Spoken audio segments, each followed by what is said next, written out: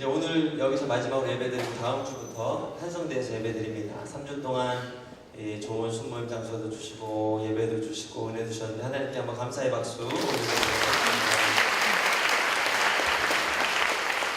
여러분도 대단하세요. 잘 찾아오셨어요. 그리고 순모임도 안 흔들리고 잘 해주셨어요. 다음 주는 조금 더 부지런히 움직여야 됩니다. 2시부터 예배 시작이니까 다시 또 한성대 가서 뜨겁게 예배하면 좋겠습니다. 참 이곳에 와 있는 동안 너무 감사했고 됐습니다. 여러분, 다윗이 지난주에 우리가 이 예루살렘 성을 이 여부수 족속을 쳐 부수고 승리하여서 점점 더 힘을 얻어가는 것을 보았습니다. 지난주와 이번 주의 말씀 사이에 무슨 내용이 있냐면 이제 이들이 이 다윗성으로 선포하고 나아가니까 블레셋 족속이 이 얘기를 듣게 된 겁니다. 그래가지고 블레셋 족속이 이제 화가 나가지고 이 이스라엘 백성을 치러 올라갔습니다. 그런데 라기스 전투죠. 이곳에서 정말 역사적인 전투가 일어납니다. 그 전투가 2차 세계대전의 노르망디 상륙작전, 인천 상륙작전에 비하는 그런 이스라엘 전쟁이에요. 그리고 그 전쟁에서 하나님이 승리를 주세요.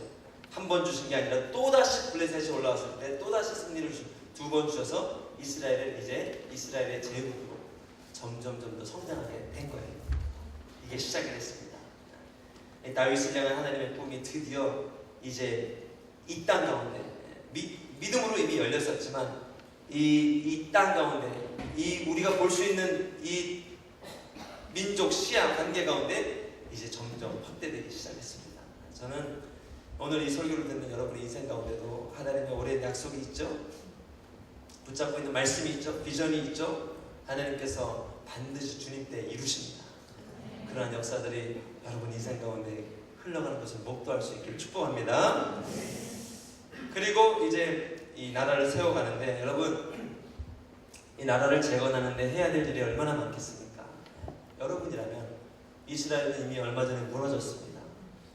철저하게 망했습니다. 그리고 새로 다윗이 왕으로 세워져서 통합을 하고 하나 되어서 이제 가고 있습니다. 여러분이라면 지금 뭘 해야 되겠어요? 하나님이 약속하신 비전을 이루셨어요. 정말 눈에 보이는 비전을 이뤄가고 계세요. 결혼이 비전인 분들도 계시죠? 결혼이 이루어졌어요. 자녀가 비전인 분들도 있습니까?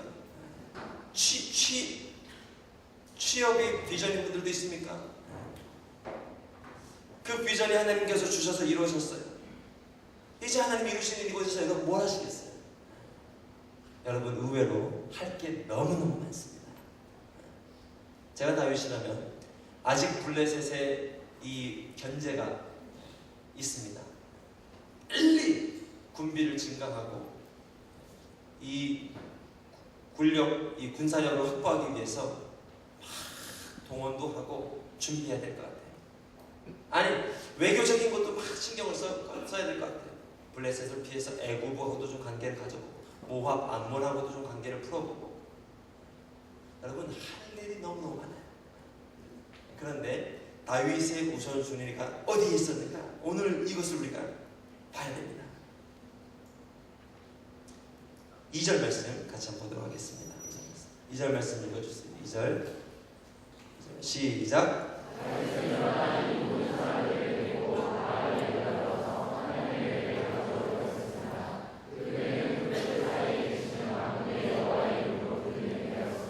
저도 여러분도 지금 놓치고 있는 게 하나 있는데 하나님의 교회예요. 하나님의 법궤. 우리 모세와 이 이스라엘 백성들이 출애굽했을 때 이 텐트, 터버너클, 하나님이 임재하시는 성막을 지었단 말이에요. 움직일 때마다 그 텐트를 쳤단 말이에요.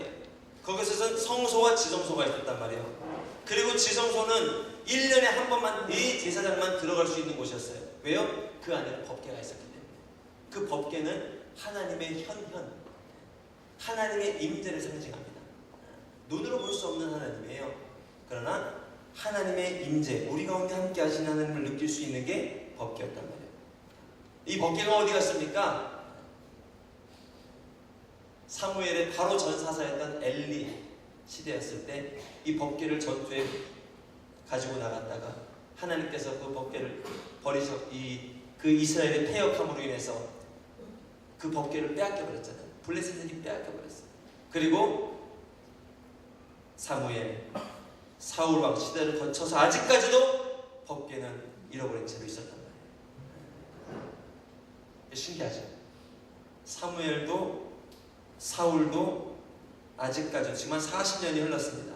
법궤를 잃어버린 지. 그런데도 이 법궤의 행방은 묘연하고 법궤에 관심을 갖는 사람이 있었는지 모르겠어요. 그러나 이 법궤 하나님의 임재의 소중함을 고백하는 사람들이 많지 않았나 봐요.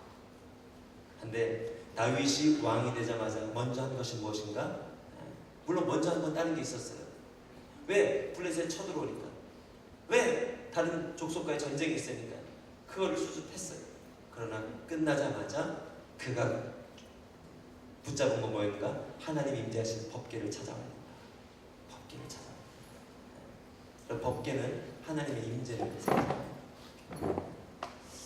자, 여러분 이제 한번 묵상해 봅니다. 나의 인생 가운데 나는 하나님의 임재를 느끼고 있는가? 하나님의 내 삶 가운데 역사하시고 함께 운행하시는 하나님의 손길을 나는 느끼고 있는가? 아주 중요한 질문입니다. 여러분 한 주 동안 얼마나 느끼셨어요? 한 주 동안 얼마나 그 주님의 임재 앞에 거하셨어요? 제가 오늘 말하는 하나님의 임재는요, 막 우리가 소리 높여서 기도하는 부르짖음 그거를 넘어선 거예요. 하나님이 내게 찾아오시고 하나님과 함께 동행하고 하나님과 함께 하나님의 임재를 느낄 수 있는 그게 있었냐는 거예요. 제가 이번 주에 2박 3일 동안 화수목 교육자 영성수련을 다녀왔습니다. 익히 소문을 들었습니다. 푹 쉴 수 있다. 가면 실컷 잠잘 수 있다. 허리가 끊어질 때까지 잘 수 있다. 얘기를 들었어요. 그래가지고 이 가려고 하는데 그날 이제 중요한 장례 사건 하나가 터졌습니다. 그래가지고 교회 목사님께 이제 이래서 못 들어갈 것 같습니다 했는데 들어야 된다고 말씀하셔가지고 조선사님이 좀 수고해 주셨죠. 그래서 장사를 하시고 저는 그곳으로 들어갔습니다. 한 일주일 정도 이걸 기도하는 마음으로 준비했어요. 내가 정말 하나님을 깊이 느끼고 싶고 하나님의 임재를 경험하고 싶어요. 저는 들어가면 우리 교육자들하고 눈도 안 마주칠 거예요. 나는 이렇게 얘기도 최대한 안 할 거예요.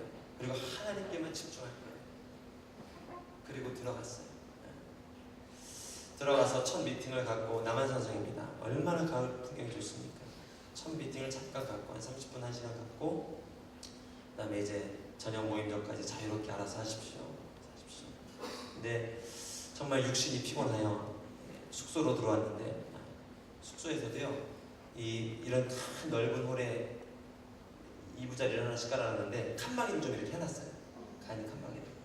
혼자 좀 이렇게 시간을 가질 수 있는 그것에 들어가서 잠깐 주님을 묵상하는 사이에 잠이 들어버렸어요. 그리고 닭의 종소리가 나더라고요. 핸드폰은 반납했습니다. 핸드폰 반납하고 그러니까 제 아내도 연락을 제대로 못 받고 저는 핸드폰을 밤에 받을 수 있을 줄 알았어요. 근데 그냥 반납하고 그걸 이틀 동안 끝입니다. 그리고 종소리가 나면은 이제 밥 먹으러 앉으시랍니다. 밥 먹으러 가고 그리고 침묵 얘기하면 안 됩니다. 그리고 저녁 8시에 7시 반에 한 번 더 모임을 갖습니다. 그리고 9시 반까지는 또 자유롭게 하다가 9시 반에 소등. 아침에 7시, 6시인가 식사. 알아서 먹을 사람 먹고 안 먹을 사람 먹고. 그 다음에 11시에 모임. 오후 5시 모임. 7시 모임, 7시 반 모임. 그거 말고는요. 그냥 완전 프리. 첫날 잠을 잤습니다. 그리고 일어나서 밥을 먹고 둘째 날 정말 허리가 아픈데 첫날 밤 또 잠을 잤습니다. 너무 아파서 이제 영성 훈련도 하지만 좀 육신 훈련을 해야 되겠다 해서 발굽혀기 걷고 앉았다 일어났다 하고 운동도 했습니다. 아침에 일찍 잠이 깼습니다. 자연을 보고 바람을 느끼고 숲별을 느끼면서 하나님의 임재를 좀 느끼기 시작했어요. 이것은 책도 가급적 보지 마십시오. 성경도 가급적 읽지 마십시오. 하나님의 임재를 하십시오. 저는 여러분 이렇게 얘기하면 좀 그렇지만 묵상은 별로 안 좋아해요. 왜냐면 제가 묵상을 하려고 하면 자꾸 생각을 하고 고민을 하고 이걸 해요. 제가 훈련이 안 돼 있어서 그런 것 같아요. 묵상기도 좋아요. 하실 분들 하세요. 저는 묵상을 하려고 이렇게 생각을 하면 자꾸 고민을 하고 생각을 하고 이걸 하는데 이게 깊이 마음에 좀 이렇게 터치가 안 일어났어요. 그래서 묵상기도 하는 훈련인가 보다 해서 좀 이렇게 하부시했어요. 근데 그것도 멈추세요. 그리고 하나님 임재 앞으로 그냥 나가세요. 느끼세요. 자연을 보며 또 기도하며 또 주신 말씀을 붙잡으며 끊임없이 하나님 임재 앞에 머무르세요. 이 중에도 잘하는 분들 계실 거예요. 하나님 임재 앞에 있는 순간들. 여러분 그렇게 해서 말씀을 하는데 딱 처음 기도하는데 목회자는 하나님 영성의 기름을 부으세요. 딱 눈 감자마자 막 즐거움, 기쁨, 환희, 회복 느낌들을 주세요. 한 2분 30초 정도. 그리고 조용해요. 한 20분 30분 지나가면 이제 졸음이 와요. 어떨 땐 졸다가 한 30분 40분 공치고 일어나서 다시 또 산책하기도 하고. 근데 거기서 한 권 책을 줬습니다. 프랭크 루박의 편지라는 책을 줬습니다. 그 미국인 필리핀 선교사인데 이 필리핀 선교지에 가서 1년 반 정도의 시간 동안 정말 하나님의 임재 앞으로 가는 영적 일기를 쓴 거예요. 오늘은 2시간 주님과 함께했다. 너무너무 행복했다. 내일은 더 오랜 시간 주님의 임재 앞에 머물러야 되겠다. 이틀 뒤 오늘은 실패했다. 잘 느껴지지 않았다. 그러나 마음 깊은 곳에 영혼의 고독을 느꼈다. 또 3일 뒤 이런 기쁨이 있을까? 내가 일을 멈추니 하나님의 일이 보인다. 천지를 창조한 주님의 영광이 내 가운데 임재합니다. 무엇으로 표현할 수 있을까? 3일 뒤 이 임재를 가지고 사람들과 이야기를 나눈다. 이런 얘기들로 하나님의 임재 앞으로 끊임없이 나아가는 그 선교사님의 이야기가 도전이 됐어요. 그리고 계속해서 제가 하나님의 임재 앞으로 나아가는 시간을 가졌습니다. 여러분 하나님의 임재를 얼마나 깊이 느끼고 계세요? 현대인은 경박해요. 패스트푸드예요. 만남도 패스트푸드예요. 그러나 하나님은요 정말 우리 영혼 깊숙이 찾아오기 원하시는 거예요. 보여주고 싶은 거예요. 알려주고 싶은 거예요. 고작 기도하는 사람들은 우리가 한참 기도 토로하고 주님의 음성 주실 때쯤 이제 일어나죠. 다 했다 이거 일어나야지. 그러나 하나님의 임재. 그래서 다윗은 이 하나님의 임재를 상징하는 법궤를 지금 이 이스라엘을 제거하는 가장 먼저 법궤를 가져와야 된다. 하나님의 임재가 있는 법궤를 모셔야 된다. 하고 나간 거예요.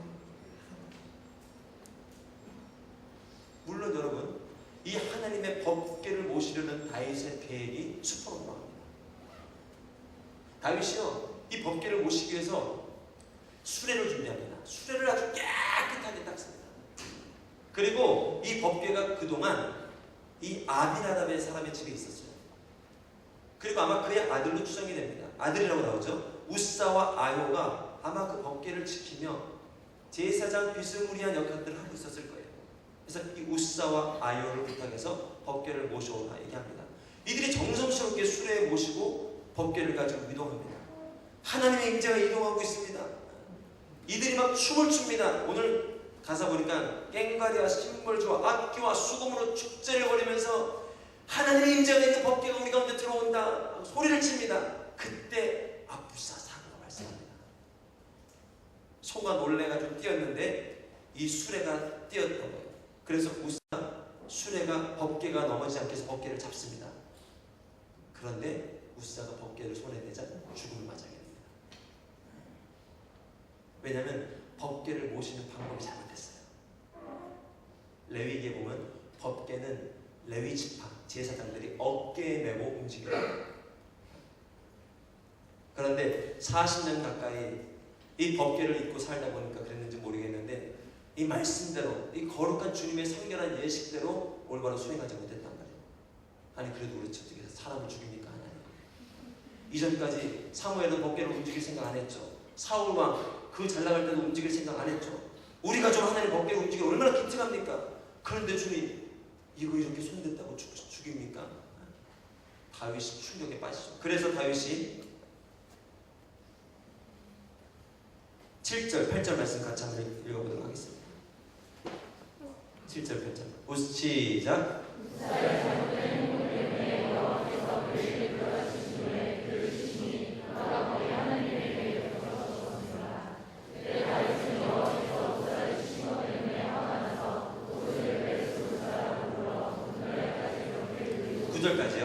다윗은 그날 여호와를 두려워해 그랬습니다. 내가 어떻게 여호와의 글을 쫓아오겠는가.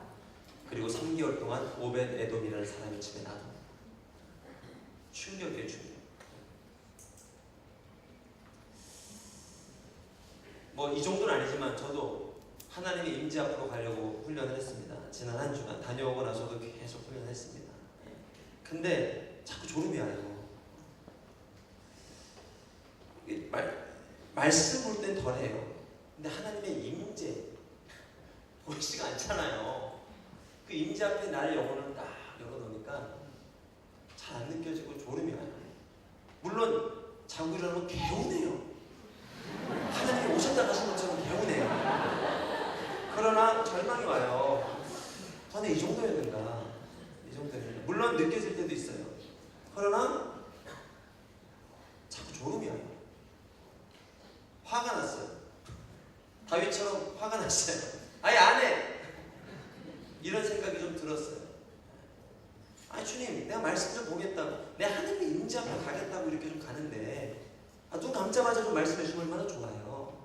눈 감았는데 막 하늘이 열리고 폭포수가 쏟아지고 막 이러면 얼마나 좋아요. 막 형언할 수 없는 사랑이 밀려오면 얼마나 좋아요. 아니 그러지 않을 때도 잘 살았는데 왜 좀 주님 앞에 가까이 가자고 하는데 임재 앞에 가자고 하는데 느껴지는 건 졸음이에요, 절망이에요. 하나님 앞에 정말 주님의 임재 앞으로 가려고 하는데 위기가 발생을 했단 말이에요. 그런데 여러분 이거는요 하나님께서 정말 구별된 삶을 살고자 하는 이 다윗, 이 이스라엘 왕정에게 정말 구별된 성결을 허락해 주기 원하시는 거예요. 야 기왕이 하는 거 첫 단추를 잘 꿰. 야 기왕이 하는 거 하나님의 방법대로 거룩함대로 성결함대로 흠도 없고 점도 없게 하나님의 방법대로 진행하자. 하나님께서는 정말 귀하게 시작한 다윗의 이 고백, 다윗의 믿음 가운데 하나님께서 역사하기 원하셨던 거예요. 그리고 흠도 없고 점도 없는 아버지의 거룩함으로 이 민족을 새롭게 하기 원하셨던 거예요. 여러분 하나님은 거룩한 분이세요. 정말 거룩한 분이세요. 모세에게 주님이 나타나셨을 때도 이 출애굽을 해야 될 모세에게 가장 먼저 주신 말씀이 뭡니까? 네 발에서 신을 벗어라. 주님 40년 만에 모세 인생 가운데 나타나셔서 하신 첫 마디가 허구도 아니고 위로와 격려도 아니고 우선 네 발에서 신을 벗어라. 왜요? 주님은 거룩한 분이거든요. 정결한 분이거든요. 정결한 분. 여호수아도 마찬가지예요. 모세의 후계자였죠. 여호수아가 가나안 땅 정복을 위해서 들어가려고 하는데 여호수아에게 먼저 주님이 말씀하신 건 무엇입니까? 할례를 해라. 남자의 생식기의 부피를 찾아라. 왜? 거룩, 성결함을 원하셨기 때문에. 그래서 다윗의 이 아름다운 고백, 이 귀한 고백이 있지만 하나님께서는 격가지를 치기 원하셨어요. 잘못된 방법들을 끊기 원하셨어요. 그리고 더욱 거룩함으로 구별하기 원하셨어요. 물론 다윗의 마음 가운데는 절망이 있었어요. 아니 분노가 일어났다고 얘기를 해요. 40일 특세기도 작정하시고 오신 분들 끝날 때 분노를 가지고 저한테 상담받은 형제가 있습니다. 늦게 대학 공부를 시작했는데 한 3수, 4수째 떨어졌어요. 그게 이제 40일 특세 마친 날하고 비슷했어요. 결과 발표가. 40일이 얼마나 열심히 했는지 몰라요. 그때 한목사님 계실 때 마지막 날은요 잠실체육관에서 했잖아요. 거기 한목사님 뒷자리에 앉으려고 새벽 3시에 거기 가가지고 앉았습니다. 근데 희한해요. 목사로서 40일 특세하면 막 야 진짜 하나님 역사하시겠구나. 근데 제가 그때 믿음이 부족했던 것 같아요. 막 기도를 중간에 안 쓰러지고 계속 하니까 제가 불안해지기 시작하는 거예요. 이러다 은혜 못 받으면 어떡하지? 이러다 학교 못하면 어떡하지? 막 제가 인간적인 불안함이 들어오는데 목사가 그런 생각하니까 그 믿음대로 된 거예요. 그래가지고 40일 딱 끝났는데 발표 불합격, 아버지 사업 실패, 부모님 관계 이혼 될까 말까 했는데 거의 이혼을 확정. 아주 저를 찾아왔는데 제가 뭐라고 얘기를 해줘야 될지 모르겠어요. 그냥 하나님을 향해서 저도 같이 분노가 올라와요. 이렇게 좀 열심히 살아보려고 하는데, 이렇게 열심히 기도하려고 하는데 하나님은 이 아들에게 이렇게 마음의 공허함과 영혼의 고독을 주십니까? 여러분, 하나님 앞에, 하나님의 임재 앞에 우리가 결단하고 나아가려고 할 때요, 하나님이 우리 안에 격가지들을 치기 시작합니다. 하나님의 거룩한 모습으로 거룩한 임재로 우리를 초대하실 때 우리의 상함들, 미움들, 갈등들, 분노들을 다 치기 시작합니다. 그리고 먼저 우리 안에 성결을 원하십니다. 성결을 원하십니다. 여러분, 불만이 있어요. 하나님 안 믿고도 안 죽는 사람들이 얼마나 많은데요, 중에. 하나님의 임재를 사모하지 않고도 잘 사는 사람들이 얼마나 많은데요. 왜 우사는 오늘 죽어야 됩니까? 왜 주님을 찾는 내 인생에 이렇게 영혼의 고독이 있습니까? 불만이 일어날 수 있어요. 다윗은 그 시간이 3개월이었어요. 다윗보다 우성이 떨어진 우리는 3년 가는 분들이 있습니까? 아직 30년은 없죠. 이런 불만이 일어납니다. 근데 하나님이 그 시간을 통해서 내 영혼에 정결한 성결 예식을 주십니다. 하나님과 함께하기 위해서, 교제하기 위해서요, 내 안에 하나님과 함께 하시는 것들을 치기 시작해요. 때로는 상처가 하나님 앞에 나가는데 방해가 되기도 해요. 여러분, 거절감을 회복하는 게 왜 중요한가? 이 사람 사이에서 거절감을 자꾸 경험하는 사람은 하나님과의 관계에서도 뭘 자꾸 경험할까요? 거절감 경험해요. 왜? 인격적 관계, 똑같은 관계예요.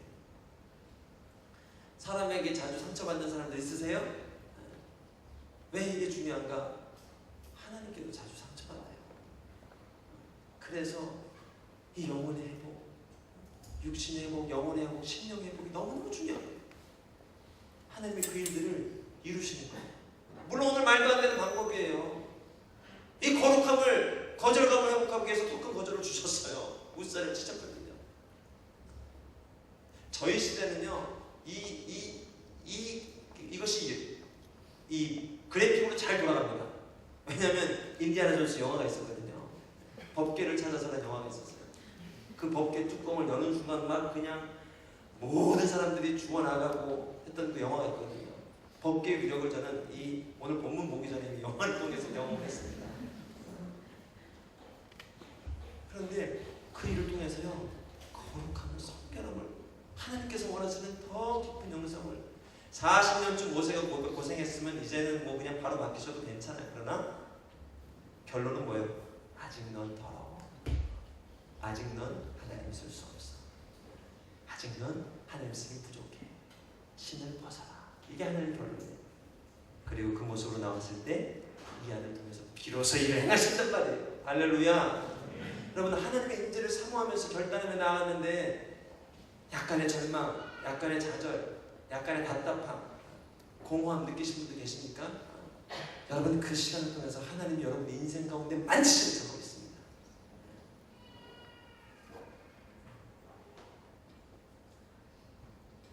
그리고 다윗의 인생 가운데 다시금 찾아가시죠. 다윗이요, 이 3개월 동안 이제 법궤를 모실 생각은 접었습니다. 하나님의 임재 앞으로 나아가는 것, 하나님의 임재인 법궤를 들여오는 것, 이건 안 되나 보다. 안 되나 보다. 내가 더러운가? 정결치 못한가? 모르겠어. 아직 안 되나 보다.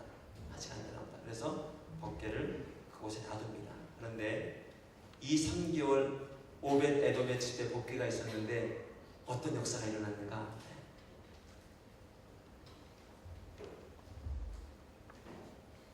10절, 11절 말씀 같이 한번 읽어보도록 하겠습니다. 10절, 11절 시작.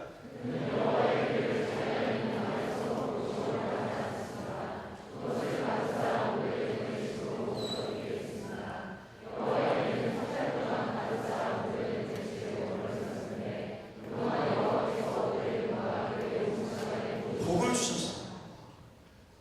그래서 다윗이요, 아 그렇구나, 이게 잘못된 건 아니구나. 아 그렇구나, 하나님의 임재가 있는 곳에 축복이 있는 거 맞구나. 그리고 그 하나님의 임재가 있는 곳이 복을 받는구나. 아 그렇구나, 이건 하나님의 축복이구나. 이걸 간접적으로 느끼기 시작한 거예요. 아니 이 불안했던 불신이 사라지고 마음에 확신이 온 거예요. 그래, 스스로 맞아, 잘한 거야. 비록 실패와 아픔이 있었지만 아니야, 그거 잘한 거야. 하나님의 임재를 모셔드리는 거 잘한 거야. 그리고 다시 한번 도전할 필요가 있는 거예요. 그리고 12절 말씀 이렇게 생각을 합니다. 그때 다윗 왕은 여호와께서 하나님에게로 인해 오베데돔의 집안과 모든 것에 복을 주셨단 말을 듣게 됐습니다. 그러자 다윗이 기뻐하면서 내려가 오벳에돔의 집에서 하나님의 궤를 모셔다가 다윗성에 두었습니다. 간단하게 나옵니다. 그 뒤에 말씀들을 살펴보면 6발짝을 어깨에 메고 움직이고 나서 축제를 했습니다. 하나님은 살아계십니다. 역사하십니다. 위대하십니다. 그리고 이 법궤가 이 여호와의 성전에 들어올 때 다윗이 얼마나 기뻤는가? 다윗이 막 옷을 벗고 바지가 흘러내린지도 모르고 춤을 췄습니다. 제가 옛날에 부끄러운 고백인데 우리 교육자들이 장기자랑을 합니다. 근데 그때 제가 파트 교육자로 너무 눌려 있었어요. 그리고 야 윤전사 너 뭔가 보여줘야 돼. 근데 정말 뭔가 보여줘야 될 것 같은 거예요. 결혼 직전이었는데 아내한테 막 고민했어. 어떻게 뭘 해야 될까? 워시 댄스 너무 어색하고 뭘 해야 될까 하는데 그때 갑자기 번개처럼 스쳐 지나가는 생각이 이 다윗의 춤이었어요. 제가 그때 로맨 16 그 율동이 있거든요. 그걸 하면서 옷을 하나씩 벗으면서 춤을 춰 정말 쇼킹했습니다. 쇼킹. 물론 이제 속에 축구 유니폼을 입고 다 벗었어요. 그래서 춤추면서 노래하니까 정말 다윗처럼 춤을 췄는데 그거는 쇼고 쇼고 오늘 다윗이 한 예배는 내 부끄러움과 내 수치심이 느껴지지 않았어요. 여러분 예배할 때 손 처음 들고 이렇게 노래하는 거 어색한 분들 많이 계시죠? 올리고 안 올리고 그렇게 중요하지 않아요. 어떤 지체들은 막 이것 때문에 30분 동안 올려야 돼 말아야 돼 아 다음 주에 올릴 거야.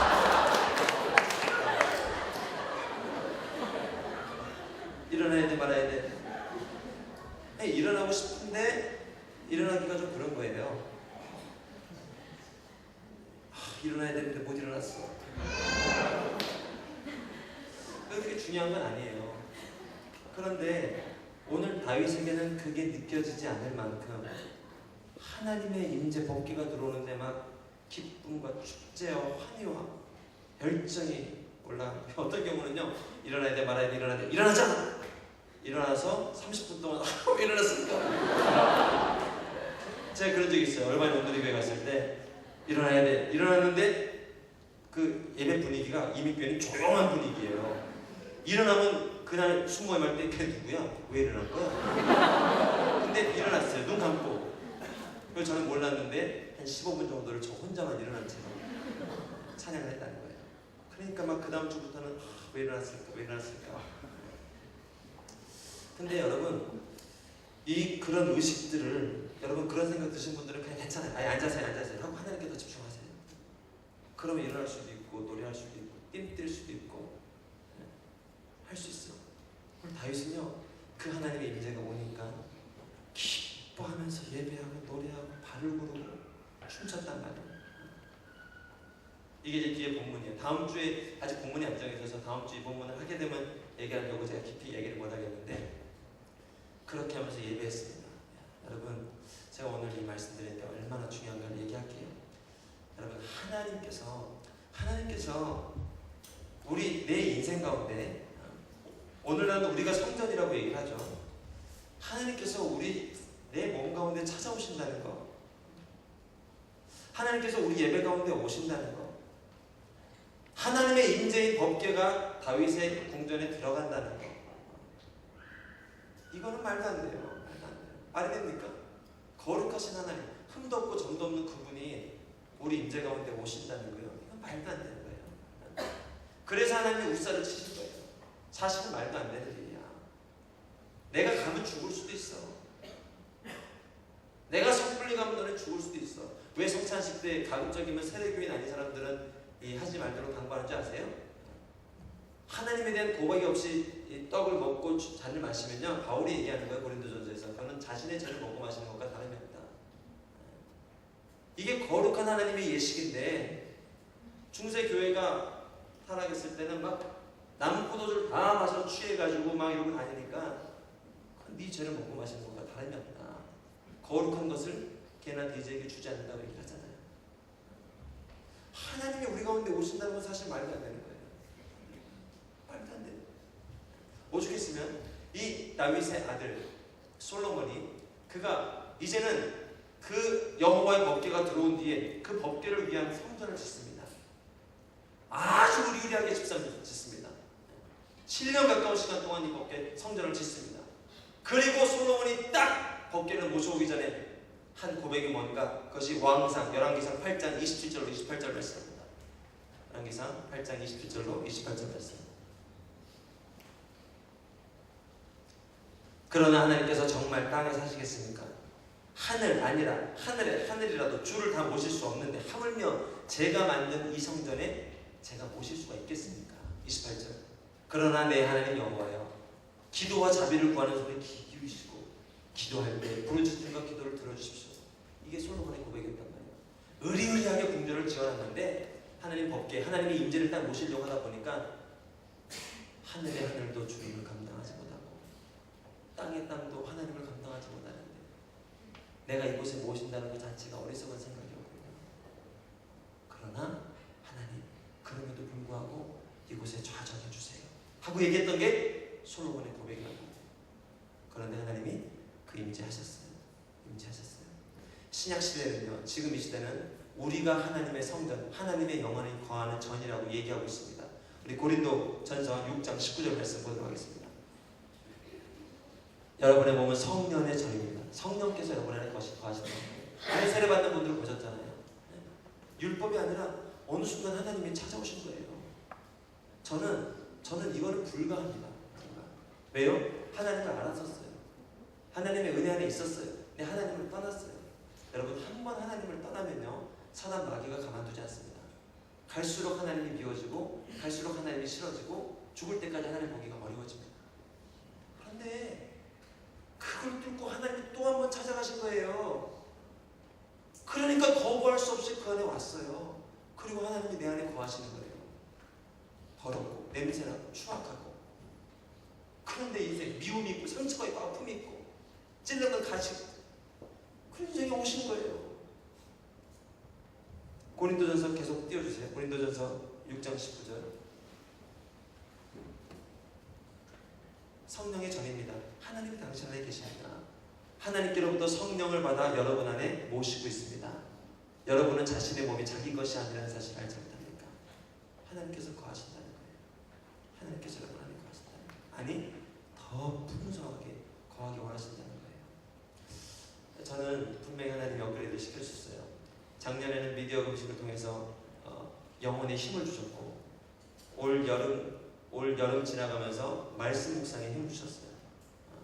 그리고 이제 임재, 하나님의 임재 안에 거하는 힘을 주셨어요. 다녀와서 금요일, 토요일 또 이렇게 하나님의 임재 앞으로 가려고 하는데, 첫 번째, 아우 귀찮다. 두 번째, 아우 힘들다, 피곤하다. 여러분, 정말 피곤할까요? 아니에요. 말씀 보고 귀찮다 힘들다. 거짓말이에요. 여러분 말씀을 보면 영혼이 살아납니다. 하나님의 임재 앞에 거하면 영혼이 살아납니다. 졸았다 해도 개운합니다. 하나님의 임재 앞에 거하면 우리 영혼이 살아나요. 사단의 거짓말이에요. 네, 거짓말이지. 그리고 하나님의 임재 앞에 거했어요. 조금씩 더 깊이 느껴져요. 어느 순간은 천지를 지으신 하나님이, 여러분 천지를 지으셨어요. 아까 간증할 때 하나님 믿는 게 부끄럽고 했다고 그랬죠. 내가 율법으로 주님을 알았을 때는 잘 몰랐어요. 근데 분명히 천지를 지으셨어요. 바람을 창조하셨어요. 비를 내리세요. 그분이 지금 내 안에 들어오셨단 말이에요. 이게 느껴지면요, 감동, 환희, 열광, 기쁨, 감사, 노래, 회복, 이것들이 나오는 거예요. 이것들이 막 나오는 거예요. 그 영혼의 힘이에요. 영혼의 힘. 여러분, 우리는 이 문제가 절대 아닙니다. 문제는 뭐냐면요, 하나님의 임재 앞에 머무르지 못하는 그 부재가 문제예요. 천지를 창조하신 주님을 느끼는데 약간 느껴요. 천지를 창조하신 느낌을 느끼는데 잠깐 느껴요. 그게 문제예요. 그러나 나를 지으셨고 나를 모태로부터 아셨고, 아니 어제도 아시고 오늘도 아시고요, 나의 미래를 알고 계세요.